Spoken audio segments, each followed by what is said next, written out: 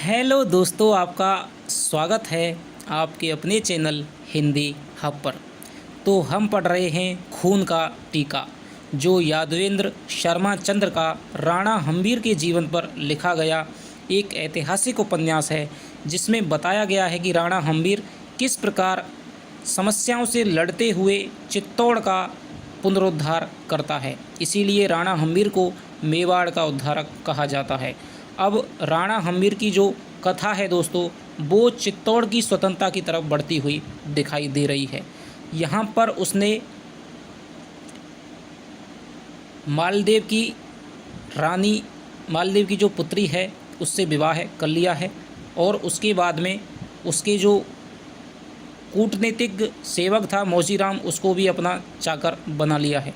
अब मौजीराम और जो रानी है, दोनों ही चित्तौड़ की स्वतंत्रता के लिए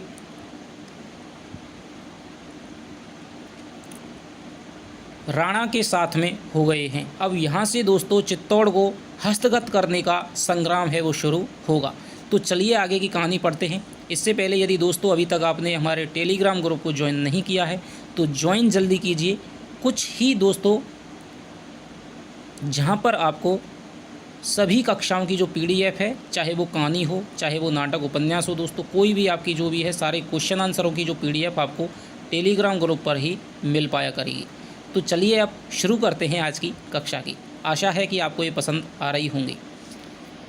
प्रातःकाल के सूर्य के प्रथम दर्शन के पश्चात हम्बीर पुणे शयन कक्ष में गए।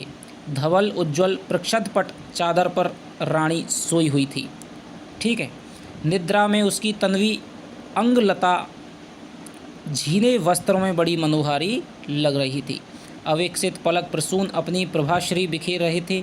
स्वाभाविष्ट सुख में प्राणी की तरह वह मुस्कुरा रही थी। हम्बीर ने दासी को पुकारा। दासी ने आकर कहा, बढ़ो हुक्म, यानी कि राणा जी क्या आपका हुक्म है। हम्बीर ने कहा, रानी सा जग जावे तब हमारा उन्हें प्रणाम कह देना। दासी ने उन्हें अर्थभरी दृष्टि से देखा, पर वह इस प्रभात का परिणाम का रहस्य नहीं जान पाई। मंत्रणा गृह में पहुँचते ही उसने मौजीराम को यह शुभ संवाद पहुँचाया। मौजीराम के अधरों पर सदा की तरह वही रहस्य भरी मुस्कान धावित हो गई, यानी कि दौड़ गई। अपने नेत्रों को ऊपर की ओर उठाकर वह बोला, विजयश्री स्वयं हमारे पास आ रही हैं। शुभ लक्षण, शुभ लक्षण। हाँ मौजीराम, शुभ लक्षण हैं, लेकिन मैं जब तक मालदेव से अपने पूर्वजों का प्रतिशोध नहीं लूँगा तब तक मुझे चैन नहीं पड़ेगा। प्रतिशोध दीवान जी, वह देखिए नया सूर्य। आप समझते हैं कि क्या हम सदा यही पर्वतमालाओं में पड़े रहेंगे? अब मैं एक बार फिर असहयोग आंदोलन को समाप्त करना चाहता हूँ। तो ये बात है, वो कहता है, ठीक है, कि प्रतिशोध दीवान जी वह देखिए नया सूर्य। क्यों? एक नई चाल चलने के लिए, यानी कि जो अब तक अजय सिंह के द्वारा जो असहयोग आंदोलन शुरू किया गया था कि मेवाड़ का, चित्तौड़ का आप असहयोग करेंगे, जिससे कि मेवाड़ की जो स्थिति है वो डामाडोल हो जाएगी और उस स्थिति का फ़ायदा उठा करके हम उस पर आक्रमण कर देंगे। तो अब वो असहयोग आंदोलन को छोड़ करके अब यहाँ पर युद्ध और आक्रमण की बात है वो दोबारा से शुरू करना चाहता है। क्यों? एक नई चाल चलने के लिए। मैं आपसे सहमत नहीं हूँ। मैं इस आंदोलन को और बल दूंगा, घर घर में शंखनाद फूंक दूंगा, अपने प्राण दो पर सहयोग ना दो।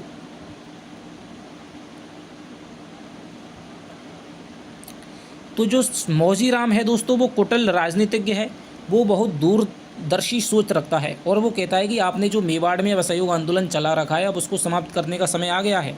तो हम्बीर है वो कहता है, क्यों? कि एक हमें नई चाल चलनी पड़ेगी। तो हम्बीर कहता है कि भाई मैंने तो अपने जीवन में, चाचा की बात है, उसको हमेशा ही गांठ बांध करके रखा है कि अहिंसा का साथ दूंगा, कभी मैं व्यर्थ की हिंसा है वो नहीं करूँगा, तो मैं उसको बंद नहीं करने दूंगा। तो फिर मौजीराम क्या कारण बताते हैं, लेकिन उससे शत्रु सावधान हो जाएगा, वह सुख से प्रमादित नहीं होगा और इससे हमारी नीति असफल सिद्ध हो सकती है। हम्बीर ने अपनी पैनी दृष्टि मौजीराम पर डाली।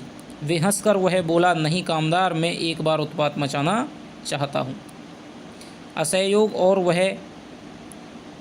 वह अनग सिंह द्वारा। मैं चाहूँगा कि एक बार जैसा हरि सिंह और अन्य चौहान बौखला उठें, तब आप उनके पास जाएं और उनसे क्षमा याचना करके उन्हें धनराशि भेंट करें और यह भी प्रार्थना करें कि हम्मीर को अपने दुष्कृत्य पर पश्चाताप है। और यानी कि हम्मीर है वो कहता है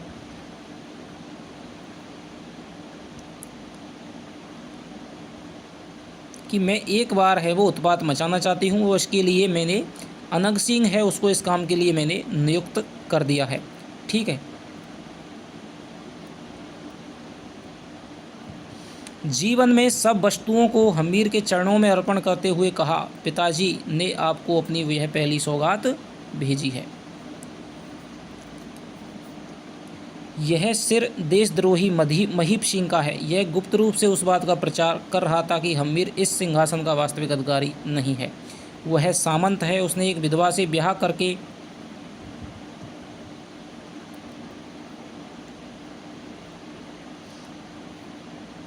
यानी कि अब यहाँ पर जो अनग सिंह की बात है वो आ जाती है कि उसका जो पुत्र है वो कहता है कि पिताजी ने आपको ये पहली सौगात भेजी है। यह देशद्रोही एक महीप सिंह है। ठीक है। तो ये गुप्त रूप से प्रचार कर रहा था कि भाई जो ये राणा हम्मीर है इसने विधवा विवाह कर लिया, अब यह सिंहासन का वास्तविक अधिकारी नहीं है। उसने एक विधवा से ब्याह करके सूर्यवंशियों की मान मर्यादा को भंग किया है। वह नृशंस और निरंकुश है। पिताजी ने उसे द्वंद्व के लिए ललकारा, बड़ा घमासान युद्ध हुआ। पिताजी को कई सख्त चोटें आई लेकिन महीप उसके वार से नहीं बचा। रक्त स्नात और सिर सौगात की वस्तु की तरह हम्मीर के समक्ष पड़ा था। मौजीराम ने तीर्थंकर की अभ्यर्थना की। स्वयं हम्मीर चंद क्षण निश्चल बैठा रहा। फिर वह बोला, उसे कहना कि दीवान जी ने उसे रक्तपात करने के लिए मना किया है। नहीं नहीं नहीं, ऐसा मत कहना। उसे हमारी ओर से धन्यवाद कहना। उसे कहना कि मैं उसके कार्यों से बड़ा ही प्रसन्न हूँ। जीवन है वो चला गया। यानी जीवन है वो अनग सिंह के बेटा है और उसको लेकर के, उस सिपाहियों को लेकर के अनग सिंह को आज्ञा दी थी राणा ने कि भाई तुम जाओ और ऐसे सामंतों का तुम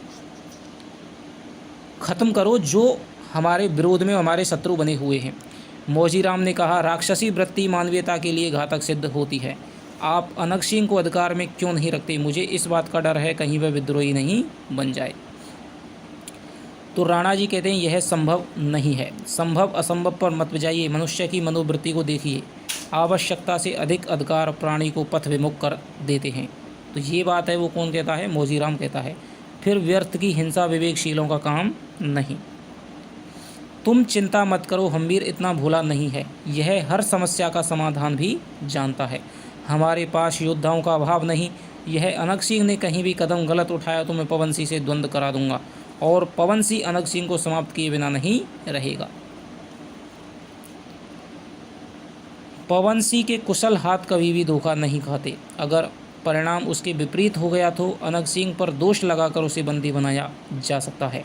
मौजीराम के अधर पर वही रहस्य भरी मुस्कान नाच उठी। वह बोला, दोपहर के विश्राम के बाद आपके समक्ष प्रजा अल्प बचत योजना के अंतर्गत दिया हुआ धन प्रस्तुत किया जाएगा। यानी कि जो अजय सिंह ने कहा था कि भाई प्रजा है वो अल्प बचत करे, बूंद बूंद से ही घड़ा भरता है और उस धन के माध्यम से हम अपनी सेना को संगठित करके चित्तौड़ पर आक्रमण करेंगे। तो मौजीराम है अब वो सर्वे सर्वा हो गया है, अजय सिंह का स्थान उसने ले लिया है। तो वो कहता है कि प्रजा ने जो अल्प बचत के माध्यम से जो धनराशि इकट्ठी की है वो आपकी सेवा में उपस्थित की जाएगी।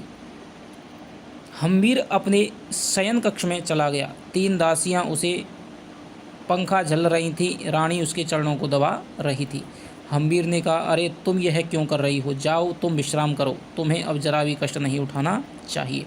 बस रहने दीजिए, वह मादा कटाक्ष से बोली। धीरे धीरे हम्मीर की आंखों में नींद घुलने लगी। रानी अपने आप में तन्मय होगा उठी। महाने रात्या नींद नहीं आवे, सपने में महाने ठेड़े बादीलो भरतार जी, गीत की स्वर लहरियाँ थिरकती ही रहीं। रानी कहती है कि अब मुझे रात भर नींद नहीं आती है। मुझे तो अपने सपनों में केवल अपने भरतार यानी कि राणा हम्मीर है वही दिखाई देते हैं। अब बात आती है धन को उसके राणा के सम्मुख है वो प्रस्तुत करने की। भीलों के कंधों पर धनुष बाण भी थे, यानी कि जो सारी प्रजा है वो आ गई थी और धन लेकर के आई थी। तो देखते ही देखते देशभक्त प्रजा ने धन का अंबार लगा दिया। भीलों ने अपने कठोर श्रम द्वारा प्राप्त सारा धन हम्मीर के चरणों में रखकर कहा कि आप चित्तौड़ को मुक्त कराएं। हम मेवाड़ों की यही आवाज़ थी, हर मेवाड़ी की यही आवाज़ थी। मालदेव के अत्याचारों और यवन सैनिकों की धींगा धींगी से प्रजा आतंकित थी। यानी कि आपको पता है कि मेवाड़ के राजवंश की सबसे बड़ी जो सहायक जनजाति थी वो थी भील जनजाति। ठीक है, तो भील जनजाति ने दोस्तों अपना सर्वस्व न्यौछावर कर दिया था, इसीलिए जो मेवाड़ के राजा होते थे उनका राज्याभिषेक है वो भी आपके भील जाति का ही है, वो पुरुष करता था। तभी अनग सिंह आ गया। उसका अप्रत्याशित आगमन सबको आश्चर्यचकित कर देने वाला था। वह विशाल और विचित्र वीर राणा के चरणों में नतमस्तक होकर बैठ गया। हम्मीर ने उसकी आब भगत की। बोला, क्या बात है अनग, युद्ध की घोषणा कर दीजिए, समय आ चुका है। क्या आक्रमण होगा? तिथि निश्चित नहीं है, अभी थोड़ा धैर्य रखो। यानी कि युद्ध की घोषणा करने के लिए कहता है, समय आ चुका है। कब आक्रमण होगा? तिथि निश्चित नहीं है, अभी थोड़ा धैर्य रखो। प्रजा में अभी तीव्र असंतोष है। इस तीव्र असंतोष का एक फल यही हो सकता है कि अब हम इन असंतुष्ट मानवों को संग्राम भूमि में उतार दें, ये जुझार बन जाएंगे। मौजीराम ने अनग सिंह की वाणी में अवरोध उत्पन्न किया। ठाकुर साहब, शाही सेना का समर्थन प्राप्त करने वालों से युद्ध होना सहज नहीं है। यानी कि जो शाही सेना यानी कि जो तुगलक की सेना है उसका समर्थन है वो मेवाड़ को प्राप्त है, जैसा को प्राप्त है, उनसे युद्ध होना कोई सहज बात नहीं है। अभी तुगलक ने सहायता कर दी तो फिर आप पराजित होना फिर से आपको पड़ेगा। कामदार जी, यह धन पड़ा है, यह सिक्के पड़े हैं, इन्हें गिनिए। युद्धों की चर्चा आपको शोभा नहीं देती।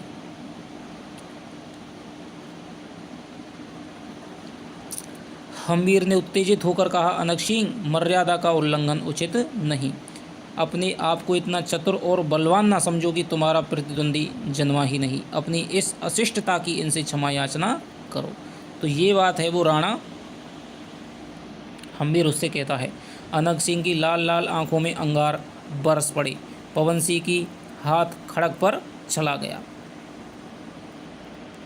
अब राणा कहते हैं कि हमारा हुक्म है कि तुम मौजीराम से क्षमा याचना करो। अनग सिंह ने क्षमा मांगी और तुरंत वहां से चला गया। हम्मीर ने व्यथित होकर कहा, वीर विवेक से दिन प्रतिदिन दूर हो रहा है। दीवान जी, आप इसे और अधिक सिर पर मत चढ़ाइए, कभी यह हम सब के लिए घातक सिद्ध होगा। पवन सिंह ने आवेश में कहा कि यह दरबार की प्रतिष्ठा के प्रतिकूल है कि भाई बिना किसी कारण से यदि हम उसको समझेंगे तो अन्य जो सामंत सरदार हैं वो भी इसका विरोध करेंगे और शायद भी हमारे पक्ष में नहीं रहें। हम्मीर ने पवन सिंह को शांत करते हुए कहा कि अधिक आवेश हमारे विनाश का कारण बन जाएगा।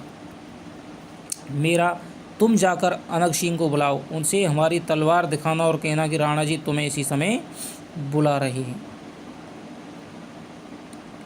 मेरा प्रणाम करके अश्वारूढ़ हो गया वह पवन वेग से पर्वत संकीर्ण पथ पर भागा। हम्मीर ने पवन सिंह से कहा, पवन सिंह, तुम्हारी स्वामी भक्ति, वीरता और कर्तव्यपरायणता अनुकरणीय है, होने के साथ साथ चित्तौड़ के लिए गौरवमयी भी है। मैं तुमसे एक प्रार्थना और करना चाहूँगा कि तुम अनग सिंह के स्वभाव के बारे में मौन रहो। देखो, मैं तुम्हें आज्ञा नहीं देता, मैं यह भी मानता हूँ कि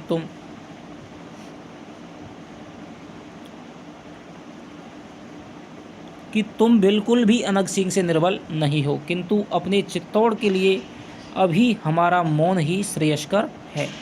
आप हर बात में मुझे ही दबाते हैं क्या? पवन सिंह ने कहा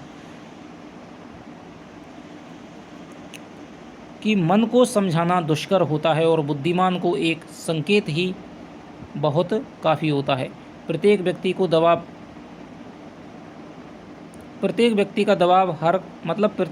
दबाना हर किसी के वश की बात नहीं है। दबाव भी संबंधी पर ही आधारित होता है, यानी कि किसी अच्छे को ही दबाया जाता है। मैं तुम्हें सर्वप्रिय मानता हूँ, इसलिए मैं तुम्हें अधिक दबाऊंगा। क्या मैं अनुचित कह रहा हूँ? पवन सिंह ने नहीं दीवान जी, आपकी असीम मैं इसके लिए आपका आभारी हूँ और आपकी ये जो दबाना है, आपकी जो प्रतिक्रिया है वो सब कुछ सहज है। तत्पश्चात हम्मीर ने अपनी प्रजा का सम्मान हम्मीर ने अपनी प्रजा के साथ में अपनी प्रजा का है वो धन्यवाद देता है और उसके बाद में आश्वासन दिया और वह शीघ्र ही आश्वासन दिया कि शीघ्र ही वह आपकी जन्मभूमि को मुक्ति दिलाएगा। उदयपुर दोस्तों जो मेवाड़ है, उदयपुर का जो क्षेत्र है, वो पूरी की पूरी आपको पता है कि भील जनजाति वहाँ पर निवास करती है। तो यहाँ की जो जनसंख्या है वो अधिकतर भील जाति की थी। ठीक है, इसीलिए वो उनको आश्वासन देता है कि आपको मैं जल्द ही मुक्त कराऊंगा। उनके चले जाने के बाद हम्मीर ने सबको जाने का आदेश दे दिया। हम्मीर मंत्रणा कक्ष में चहलकदमी कर रहा था। उद्विग्नता के कारण कभी कभी उसके अधर स्पष्ट शब्दों का उच्चारण कर देते थे। अनग वस्तुतः उन्मादग्रस्त हो गया है, उसे इस तरह वार्तालाप नहीं करना चाहिए। इस तरह के वाक्य उसके मस्तिष्क में घूम रहे थे। दूरागत पदचाप हम्मीर के कर्ण कुहरों के सन्निकट आने लगी। हम्मीर अपने भावों को परिवर्तन करने लगा। जो उग्रता व कठोरता उसके चेहरे पर व्याप्त थी वह दूर होने लगी। उसकी सहज सौम्यता आ बिराजी। हम्मीर ने अनग सिंह का सम्मान मुस्कान के साथ किया और मेरा चला गया। हम्मीर ने मधुरता से किंतु अनग की ओर ना देखकर कहा, राज मर्यादा के विरुद्ध कोई आचरण असह्य होता है। कभी कभी उसका गंभीर रूप राजद्रोह की सजा भी ले सकता है, पर अनग सिंह से हमें ऐसी आशा नहीं थी। वह हमारा दायां हाथ है।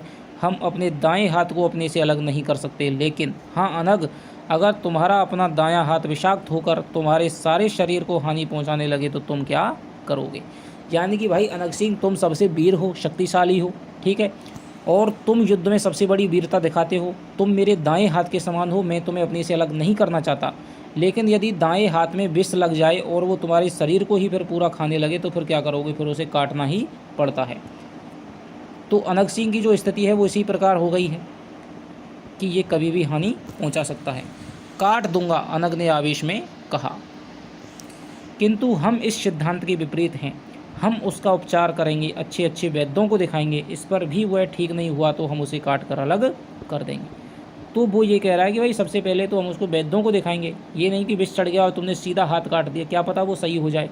ठीक है, तो अनग सिंह को कह रहा है कि भाई हम तुम्हें समझाना चाहते हैं, इसलिए तुम समझ जाओ। यदि तुम फिर भी नहीं समझे तो फिर तुम्हें काटना ही पड़ेगा। हम्मीर का संकेत अनग सिंह समझ गया। उसका मुख ताम्र वर्ण का हो गया। आंतरिक क्रोध पर उसने बहुत आधिपत्य करना चाहा, फलस्वरूप उसके सारे शरीर में जड़ता व्याप्त हो गई। हम तुम्हारा हार्दिक सम्मान करते हैं, वीरों में तुम्हें वीर शिरोमणि समझते हैं। हमें यह भी विश्वास है कि तुम्हें केसरी सिंह भी पराजित नहीं कर सकता। यानी कि तुम शेर से भी एक बार को युद्ध लड़ोगे तो उससे भी जीत जाओगे। पर दुख इस बात का है कि तुम शिष्टता की पर्दी के बाहर जाने लगी हो अनग।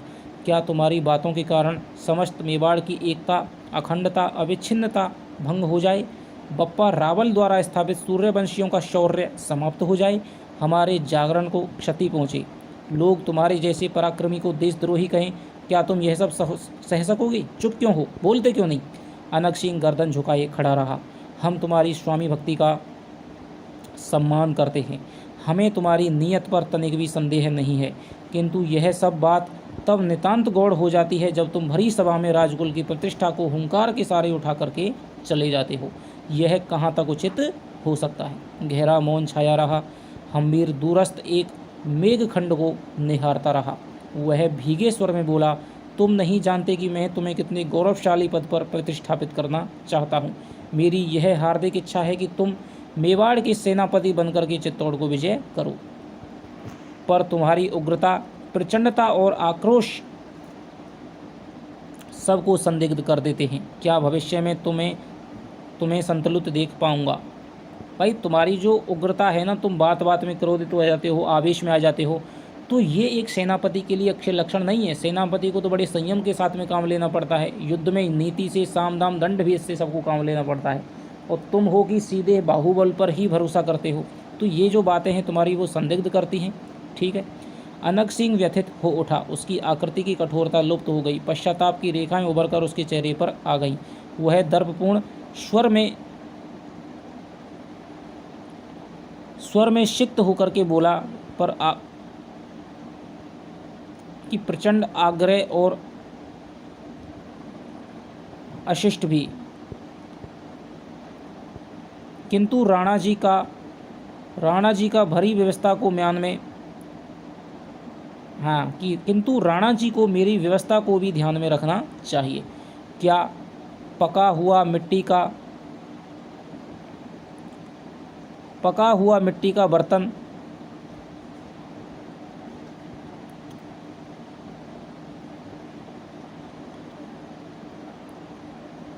ये दोस्तों पता नहीं क्या लिखा हुआ है। मैं आपकी प्रत्येक आज्ञा मानने के लिए तैयार हूँ, पर मेरी स्वामी भक्ति वृत्ति पर कोई भी शक ना करें। तुम्हारी स्वामी भक्ति वृत्ति क्या कुछ युद्ध ही है? तो वो कहते हैं कि तुम हर घड़ी युद्ध में व्यस्त रहो, किंतु इतना अवश्य ध्यान रहे कि वह युद्ध देश की गौरवशाली परंपराओं को समाप्त ना कर दे। ऐसा ही होगा। शपथ खाते हो? अनग सिंह शांत रहा। तुम्हें शपथ खाकर विश्वास देना ही होगा। अनग सिंह ने कहा, शपथ की क्या आवश्यकता है? आप नहीं अनग सिंह, मुझे वीर की शपथ को भी उतना ही भरोसा है जितना उसकी वीरता का। तुम्हें शपथ खानी ही पड़ेगी, तुम्हें मुझे वचन देना ही पड़ेगा। शपथ खाता हूँ कि भविष्य में ऐसा कोई भी कार्य नहीं करूँगा जिससे देश की मान मर्यादा और एकता को भंग होने की आशंका हो। तो ये शपथ है दोस्तों, अनग सिंह खाता है। तो ये संवाद आपको याद रखना है। देव सिंह, हमीर ने प्रहरी को पुकारा। प्रहरी मुस्तक झुका करके कहा, बड़ो हुक्म राणा जी, कामदार जी को बुला कर ला। यानी कामदार कौन है? मौजीराम। थोड़ी ही देर में मंत्रणा कक्ष में मौजीराम आ पहुँचे। अब कक्ष में अनग, मौजीराम और हमीर गंभीर मंत्रणा करने लगे। फिर मौजीराम का मुख पीला होता हुआ जान पड़ा, मानो उसे हमीर की बात पसंद ना आई हो।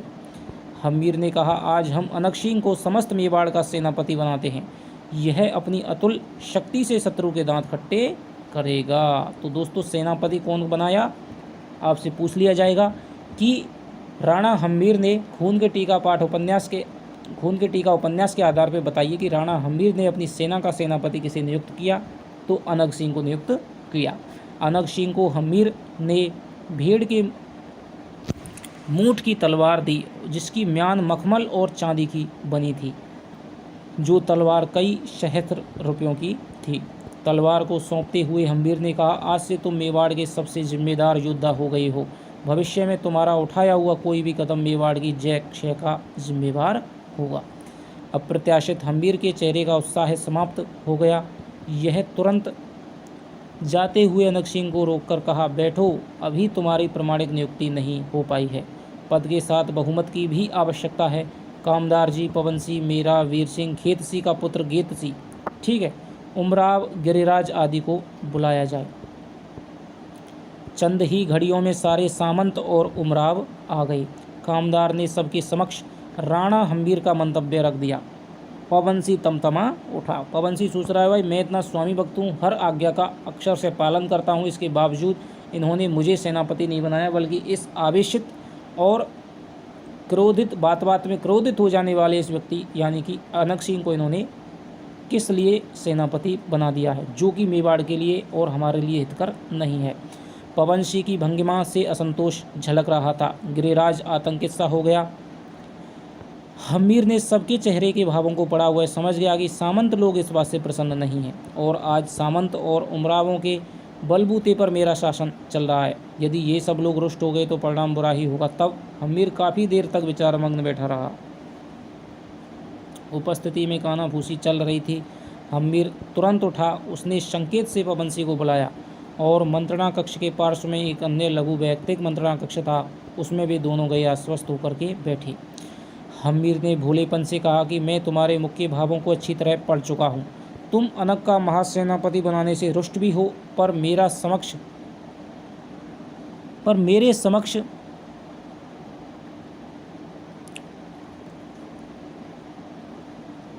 अनग के दंभ का प्रश्न है। दंभ के कारण से व्यक्ति का पतित होना निश्चय है। उसके अनुसार मैं उसकी आज्ञा ही मान सकता हूँ।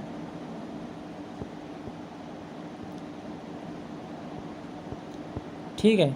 जो अनग सिंह है दोस्तों, वो तो आज्ञाकारी है, प्रत्येक आज्ञा का पालन करता है। तो वो कहता है कि भाई मैं तो इससे मतलब खुश नहीं हूँ, लेकिन जो आपकी आज्ञा है तो मैं आपकी आज्ञा का वो मानूंगा और उसका मान रखूँगा। तुमने मेरे हृदय का बोझ हल्का कर दिया। अच्छा, तुम जरा मीरा को मेरे पास भेज दो। थोड़ी देर में मीरा आया। वह उदास था और हमीर को वह रोष भरी दृष्टि से देख रहा था। हमीर ने उसके कंधे को सहलाया और कहा, अनग सिंह का महासेनापति बता देना तुम्हें भी सही है? नहीं। तो वो कहता है नहीं। क्यों? क्योंकि जिस व्यक्ति को पल पल में धैर्य खोते हैं, वे देश का हित कैसे कर सकते हैं।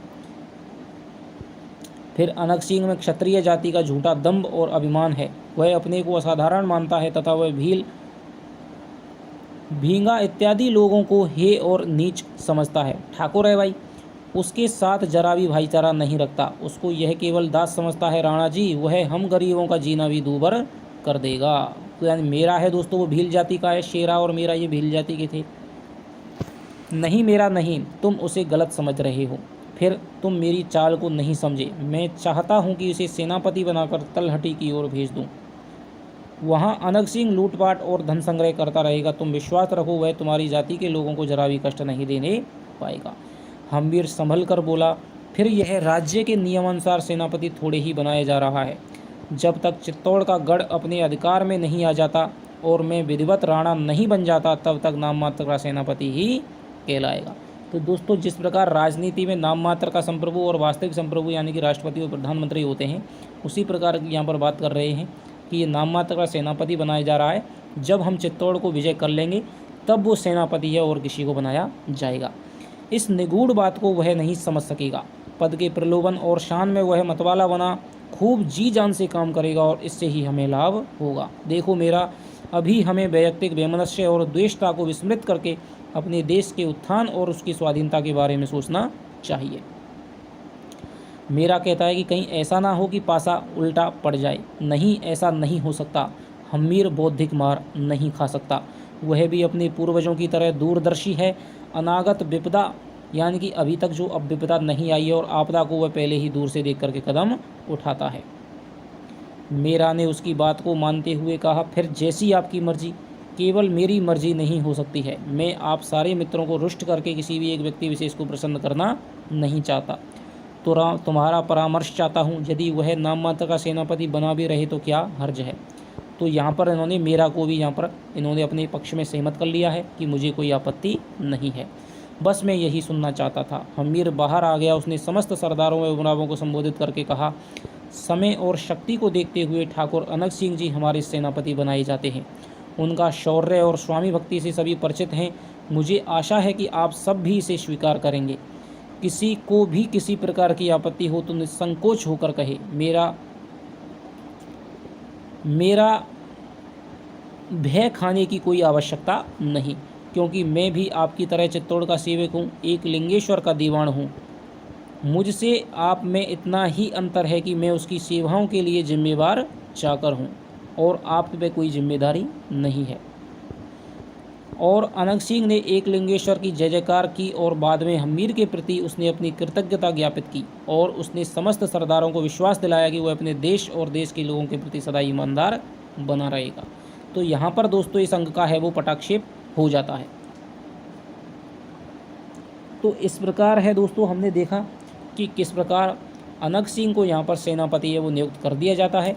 ठीक है, अब जो धीरे धीरे जो कहानी है, जो उपन्यास की जो कथा है, कथानक है, वो मेवाड़ की स्वतंत्रता की तरफ, आक्रमण की तरफ बढ़ता हुआ दिखाई दे रहा है। रानी शयनागार में अर्धशायित थी। गाँव तकिए का संबल था उनकी पीठ को। अपराह्न काल यानी कि अपराह्न का काल था, शाम का वक्त था।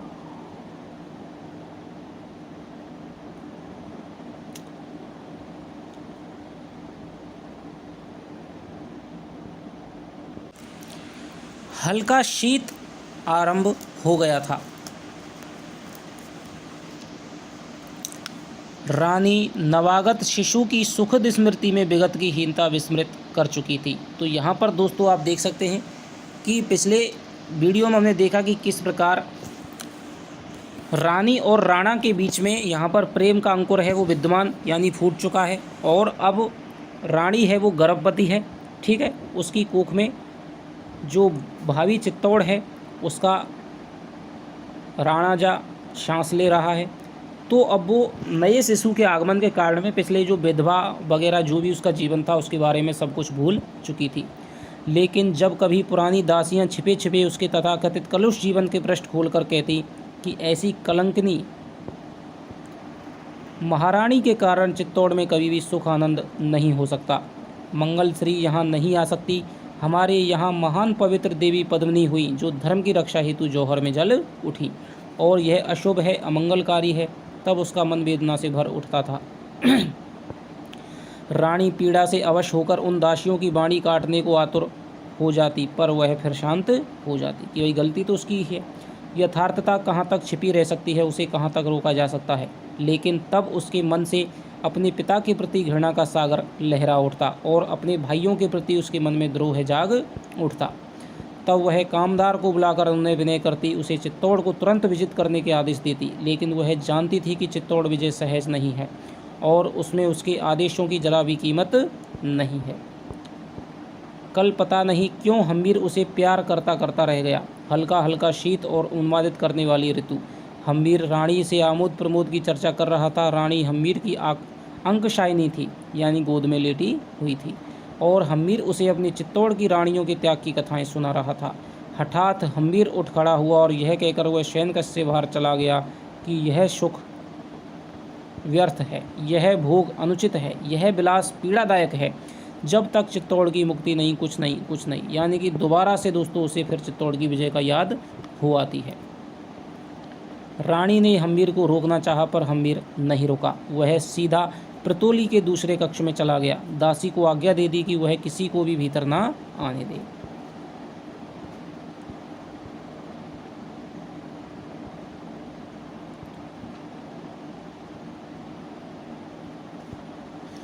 रानी गई भी, किंतु दासी ने व्यवस्था प्रकट कर दी। रानी ने अधिक हठ नहीं किया। वह जानती थी कि हम्मीर का क्रोध आकाश पाताल को एक कर देता है, लेकिन इससे रानी को रात भर निद्रा नहीं आई। वह अवश्य ही सैया पर करवटें बदलती रही। मानस पतन पर तिरस्कृत सा अभिशप्त जीवन नाच उठा, जो महलों में राजनीतिक स्वार्थों की पूर्ति के लिए लाई जाती है और संपूर्ण जीवन भर उसे वैभव विलास से युक्त कक्ष में व्यतीत करना पड़ता है। किंतु उसकी ओर उसके पति की क्षणिक दृष्टि भी नहीं पड़ती थी। हालांकि हम्मीर संपूर्ण रूप से उसे प्यार करता था, फिर भी उसे हीनता रानी के मन में जन्मी। वह उसे हम्मीर की साधारण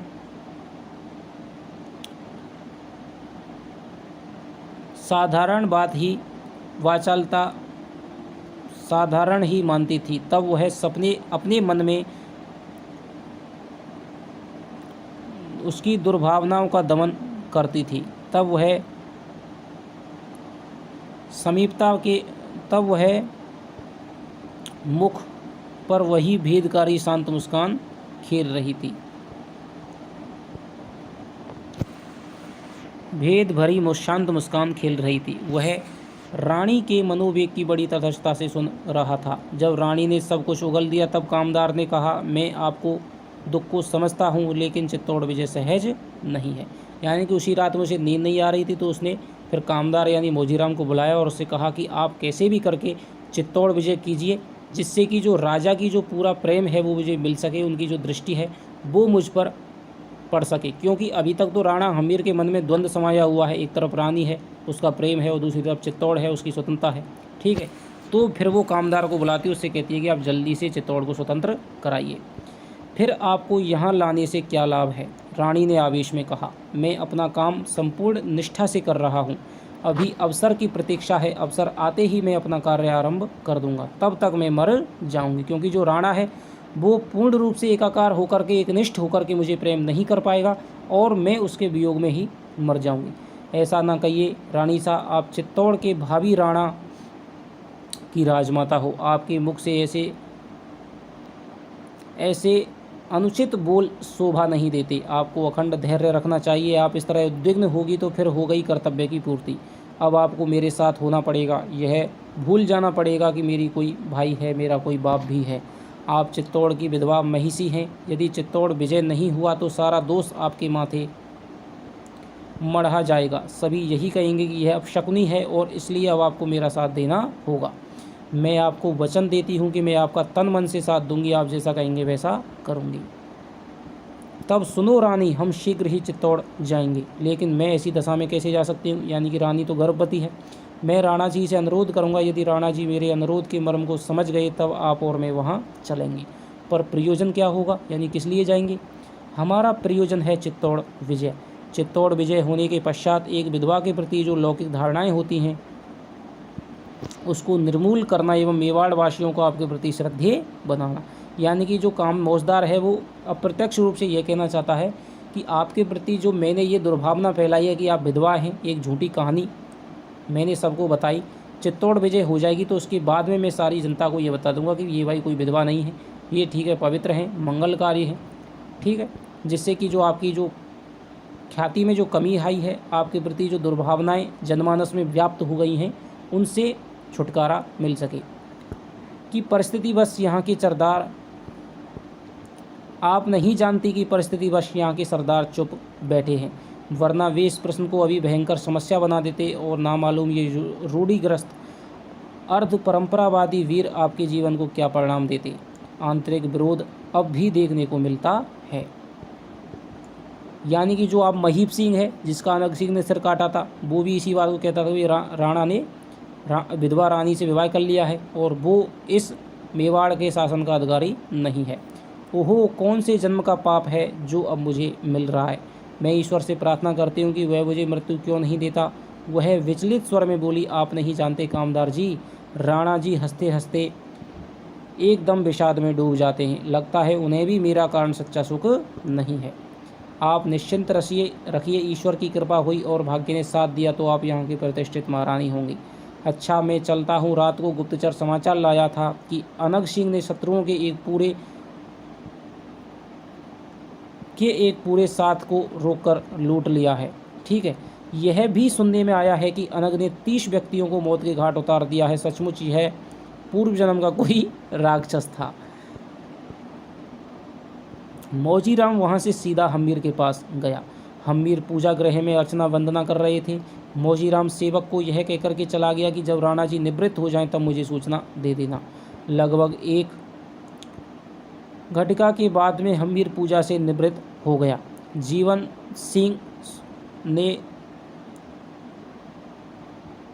सिंह लगभग 2-2.5 लाख रुपयों को लेकर के आया हुआ था।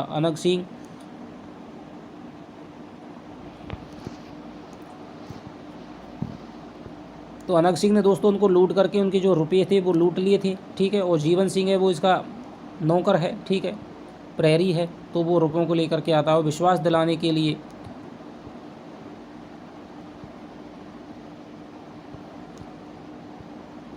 तो जो अनग सिंह है वो किसी मोहम्मद बिन तुगलक है, उसका कोई सिपह सलार है, इसका यह नाम यहाँ पर स्पष्ट दिखाई नहीं दे रहा है। तो उसको भी लेकर के आता है कि भाई ये मोहम्मद तुगलक का सिपह सलार था कि मोहम्मद तुगलक का कोई सिपह सालार था। मालूम हुआ कि यवन सेना के लिए यह ले जाया जा रहा है। अच्छी बात है, तुम जा सकते हो। जीवन सिंह इधर गया और उधर मौजीराम ने प्रवेश किया। प्रणाम करके उसने निवेदन किया कि आपसे मैं विशेष मंत्रणा करने को आया हूँ। कहिए कामदार जी। इन दिनों की घटनाओं के कारण मालदेव चौहान व उसका पुत्र जैसा एकदम परेशान हो उठे होंगे। निरंतर असहयोग और छुप पर युद्ध की नीति से उनकी शक्ति क्षीणतर होती गई है। तब मैं और महारानी सा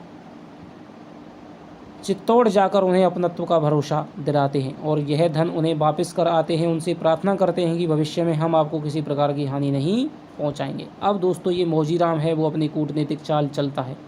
इससे क्या होगा? यह होगा कि अप्रत्याशित आक्रमण के समय हमें चित्तौड़ प्रवेश में किसी प्रकार की विषमता का सामना नहीं करना पड़ेगा। यानी कि हम उनको विश्वास दे आएंगे और ये रुपये भी दे जाएंगे। अब वे हमारी तरफ से बिल्कुल निश्चंक हो जाएंगे कि भाई अब हमें इनसे कोई भी खतरा नहीं है, अब इनसे कोई भी अप्रत्याशित आक्रमण है वो चित्तौड़ पे नहीं हो सकता है। तो फिर हम वहाँ चित्तौड़ में जाएंगे और वे मुझे समझेंगे कि हाँ भाई ये वैसे ही मेल मिलाप के लिए आए हैं, तब आप आक्रमण कर देना और मैं द्वार है वो खोल दूंगा।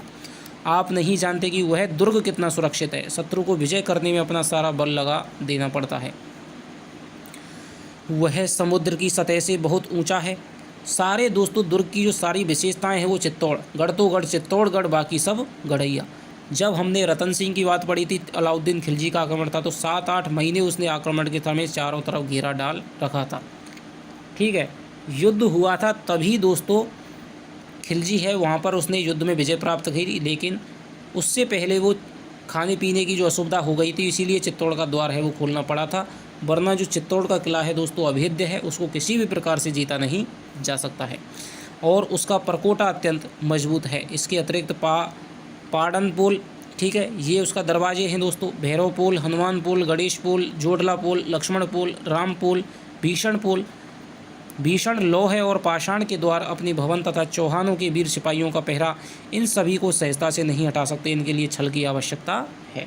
तो यहाँ पर जो मौजीराम है दोस्तों छल की बात राणा को सुझाता है कि अब बल से कुछ नहीं होता, अब छल से हमें काम लेना पड़ेगा, अब धोखा देना पड़ेगा जिससे कि हम चित्तौड़ पे विजय प्राप्त कर सकें। तो आपसे पूछा जा सकता है कि पाड़नपोल, गणेशपोल, हनुमानपोल, गणेशपोल ये क्या हैं? तो ये चित्तौड़ के द्वार हैं। जीके में आपने भली भांति कला संस्कृति में पढ़ा होगा दोस्तों। वीर वांकुरे राजपूत क्या धर्म युद्ध नहीं कर सकते? धर्म राजनीति का सहोदर नहीं बन सकता। ठीक है, तो भाई राणा कहता है कि भाई हमारे पास वीर बलवान हैं, सामंत सरदार हैं, वो धर्म युद्ध कर लें, छल की क्या आवश्यकता है?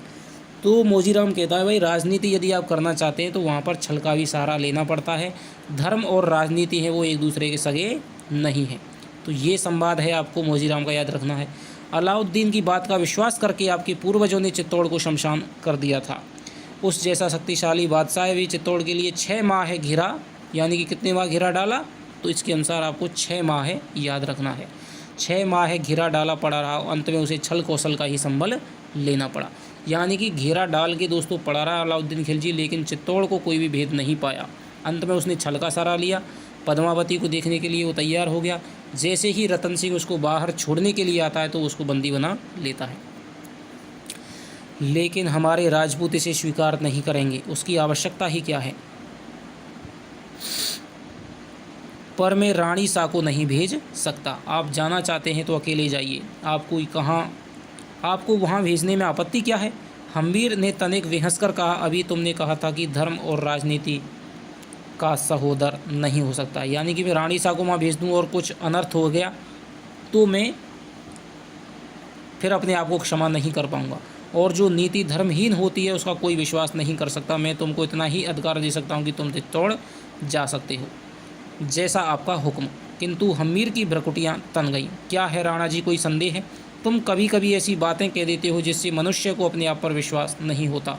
तुम भी कूटनीतिज्ञ हो, कहीं तुम हमारे रहस्यों का उद्घाटन करने के लिए तो चित्तौड़ नहीं जा रहे हो। तुम्हें रुष्ट नहीं होना चाहिए। अपनी शंका को तुम्हारे समक्ष स्पष्ट रूप में रख रहा हूँ। उसका तात्पर्य यह नहीं कि मैं तुम्हारा विश्वास खो बैठा हूँ, मैं तो केवल अपनी शंका को रख रहा हूँ। कामदार के मन में जरा भी कलुष नहीं था, किंतु इस अप्रत्याशित आरोप ने कामदार का मुख पीला पड़ गया। वह हकलाता हुआ बोला, राणा जी, मैं जिस दिन से आपको दहेज में आपको दिया गया था उसी दिन से मैंने अपने आप को आपका दास स्वीकार कर लिया था। मैं उसी का ही ताबेदार और वफादार हूँ जिसकी चाकरी खाता हूँ। क्या आप मुझे किसी और को सौंप देंगे तो मैं उसका वफादार, कल मुझे आप यदि किसी और को सौंप देंगे तो मैं उसका वफादार हो जाऊंगा।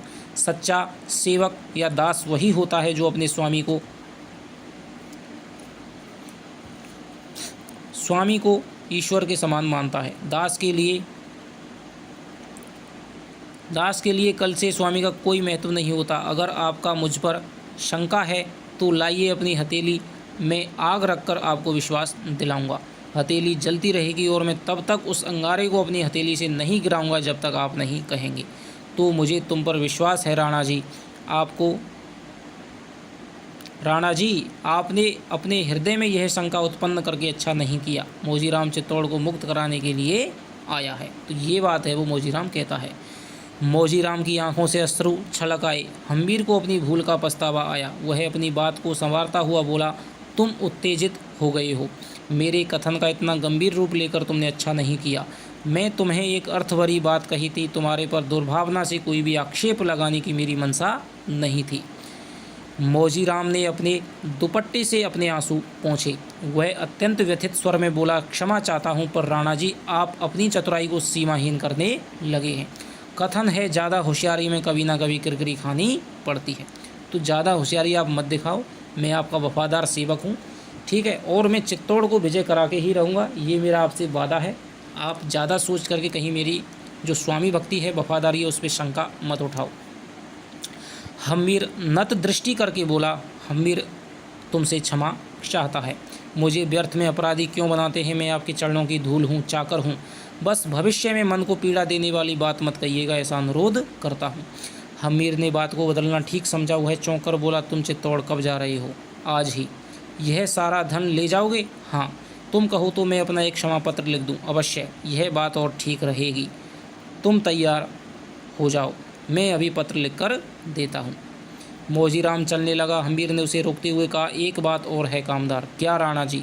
चित्तौड़ के द्वारपाल से मित्रता कर लेना, उसे समझा देना कि हम जब कभी आएँ तब तुम हमें द्वार खोल देना। तो ये बात है, वो कहता है।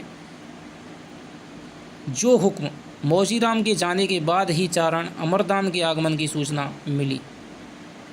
ठीक है, तो यहाँ पर जो चारण है दोस्तों, जो अमरदान चारण था, ठीक है, जो इसका सबसे ज़्यादा कर्तव्यनिष्ठ और इसका स्वामी भक्त जो चारण था वो अमरदान था, राणा का। अमरदान कई दिनों के बाद आया था। हम्मीर उसे देखकर उल्लास से भर उठा, ससम्मान आसन दिया चारण को। अमरदान ने उसकी प्रशंसा में एक कवित्त पढ़ा कि बहुत दिनों के दर्शन। कवित्त यानी दोस्तों, कवित्त एक छंद होता है जिसको कि घनाक्षरी भी कहते हैं। ठीक है, जब हम काव्यशास्त्र पढ़ेंगे, जब छंद पढ़ेंगे तब आपको बताऊंगा। बहुत दिनों के बाद दर्शन दिए चारण जी। अब बूढ़ा हो चला हूँ, यानी कि अब अमरदान चारण है दोस्तों। यदि आपसे पूछा जाए कि राणा हम्मीर का सबसे जो स्वामी भक्त चारण था, सबसे प्रसिद्ध चारण था, ठीक है, तो वो था अमरदान चारण। और जीके के बेस पर भी आपको ये याद रखना है। आना जाना होता ही नहीं, घुटनों में बड़ी पीर रहती है। राजवैद्य को क्यों नहीं दिखलाते? आज मैं उन्हें आपके घर भेज दूंगा, आपके बिना हमारे में पौरुष कौन जगाएगा। तो दोस्तों, एक चारण जाति है जिसका इतिहास दोस्तों इस प्रकार के वक्तव्यों से भरा पड़ा है कि जब भी वीर निराशा में आते थे, युद्ध करने से कतराते थे, तब चारण अपने ओजस्वी वचनों के माध्यम से, अपनी ओज भरी कविताओं के माध्यम से वीरों में दोस्तों ऐसी हुंकार जगाते थे कि वो युद्ध में अपना सर्वस्व न्यौछावर करने के लिए तत्पर हो उठते थे। तो इस प्रकार का जो काम है चारण जाति ने करता है। और चारण जैसे चंद्रबरदाई थे, ठीक है, तो ये वीर ऐसी ऐसी कविताएं सुनाते थे जिनको सुनकर के सैनिकों में, सेनाओं में उनका उनका जो खून है उबाल मारता था और वो युद्ध में लड़ने मरने के लिए, ठीक है, कटिबद्ध हो जाते थे। अमरदान ने क्षण भर हम्मीर के मुख को देखा और फिर बोला, चारण केवल कविता नहीं करता, वह कविता के साथ में खड़ग भी चलाता है। तो दोस्तों, चारण है वो केवल कविताएं नहीं करता, केवल कविता करना उसका काम नहीं है, बल्कि अपनी कविताओं के माध्यम से सैनिकों में इतना जोश भर देता है। तो ऐसा लग रहा है कि चारण ही स्वयं कविता के माध्यम से खड़ग चला रहा है और मुझ में खड़ग चलाने की शक्ति नहीं है। फिर मुझे अब युद्ध से घृणा होने लगी है। व्यर्थ की हिंसा की उपादेयता कुछ भी नहीं। मैं पूजनीय काकासा की बात को मानता हूँ, अहिंसा का युद्ध। तो यानी कि दोस्तों, जब अजय सिंह ने असहयोग आंदोलन शुरू किया था, रक्तहीन क्रांति शुरू की थी, अहिंसा का युद्ध शुरू किया था, तब उन्होंने अमरदान को आज्ञा दी थी कि तुम इसे ही जन जन में फैलाओगे। असहयोग की युद्ध की उसने अमरदान ने सर्व जनों में प्रसार किया था। तो उसी पर इसका गहरा प्रभाव पड़ा और यहाँ पर ये अहिंसा के युद्ध को मानने लगा है और इसे युद्ध से घृणा हो गई है। मैं उनसे भी आगे सोचता हूँ कि हिंसा का प्रतिशोध भी हिंसा से नहीं लिया जाए।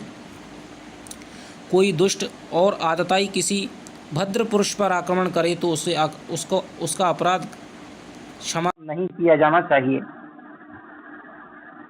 ठीक है, तो यहाँ पर जो कहता है, अमरदान कहता है कि दोस्तों, यदि कोई भद्र पुरुष पर आक्रमण करे तो उसका अपराध है वो क्षमा नहीं किया जाना चाहिए। वह उस विनम्रता से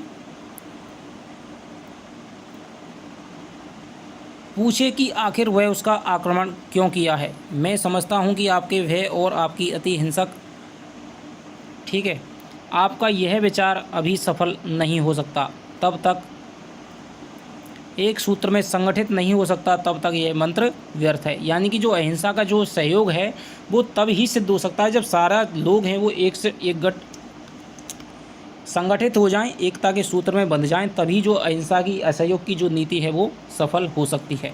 तो यहाँ पर जो लेखक है वो अहिंसा के असहयोग की नीति है, उसकी सफलता के भी कुछ प्रावधान वो निश्चित करता है।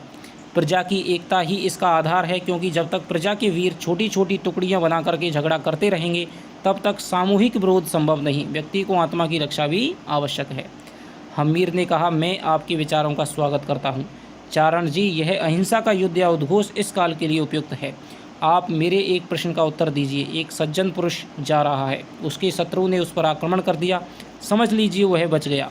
उस समय वह क्या करेगा? अपने शत्रु से कहेगा कि मुझ पर एक प्रहार और कर। यह परंपरा वैयक्तिक नपुंसकता को ही जगह देगी। यानी कि दोस्तों यहाँ पर जो लेखक है वो गांधीवादी सिद्धांतों में आस्था रखता है। अजय सिंह के माध्यम से उसने गांधीवादी सिद्धांतों की यहाँ पर प्रतिष्ठापना की है। लेकिन वो ये भी कहता है कि यदि आपका शत्रु, आपका विपक्षी या आपका प्रतिद्वंदी आप पर अत्याचार पे अत्याचार किए जा रहा है, तो हम्मीर के माध्यम से वो दिखाना चाहता है तो फिर आपको इतना ज़्यादा सहन नहीं करना चाहिए, क्योंकि ये फिर आगे आने वाली पीढ़ियों को नपुंसक बना देगी, फिर उनमें विरोध की कोई भी भावना नहीं जन्म लेगी। अमरदान ने गंभीर स्वरों में कहा, तब घाती दूसरा प्रहार कर ही नहीं सकेगा। मनुष्य में करुणा होती है और वह स्वतः जाग जाती है। एक रक्त रंजित मानव तुम्हारे सामने खड़ा है और वह करुणा प्लावित स्वर में ललकार रहा है, मुझे और मारो, मुझे और मारो। क्या तुम उसे मार सकोगे? मुझे विश्वास है कि तुम ऐसा नहीं कर सकोगे। मानवीय संवेदनाओं से युक्त जीवात्मा ऐसा क्रूर कार्य नहीं कर सकती। यह दुष्कृत्य क्रूर वृत्ति वाले प्राणियों से ही हो सकते हैं। लेकिन आज के समय में दोस्तों इन सिद्धांतों में थोड़ा सा परिवर्तन करने की ज़रूरत है। आज में वो लोग नहीं रहे जो किसी की व्यवस्था को देख करके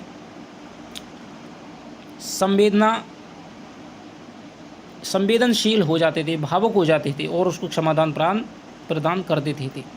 समय आने पर आपके विचारों पर प्रजा अवश्य गौर करेगी। इतना कहकर हम्मीर ने चारण से निवेदन किया, आप आ गए हैं तो एक पत्र लिख दीजिए। चारण ने पत्र लिखा। मौजीराम पत्र लेकर चित्तौड़ के लिए रवाना हो गया और वह अकेला ही गया था।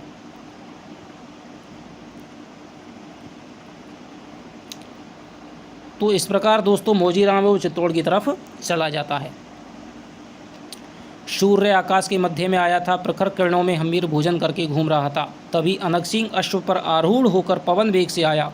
उसने अश्व को झील के कगार पर छोड़कर वह सीधा खास महल की ओर गया। हम्मीर ने उसे मंत्रणा कक्ष में बैठने को कहा। थोड़ी देर में अनक सिंह उकता गया। उसने क्रोध में अपनी मूँछों पर 2-3 बार ताव दिया। उसने ज्यों ही हम्मीर को देखा त्यों ही वह प्रणाम करके बोला, मेवाड़ के योद्धाओं के साथ यह खेल उचित नहीं।